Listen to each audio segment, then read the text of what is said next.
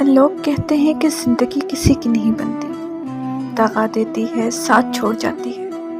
ہاں، کرتی ہے زندگی ایسا، بلکہ یوں کہیے کہ کروایا جاتا ہے اس سے، لیکن یہی زندگی خود کو مارتی بھی ہے۔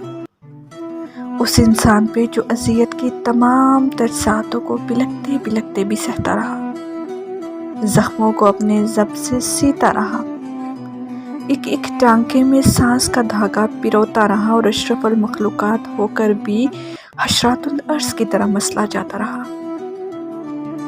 سماج کے ستم ظریفی کے چولہے میں اپنے خون کو جلاتا رہا اور آخر کار صبر کی آخری حد کو بھی پار کر گیا۔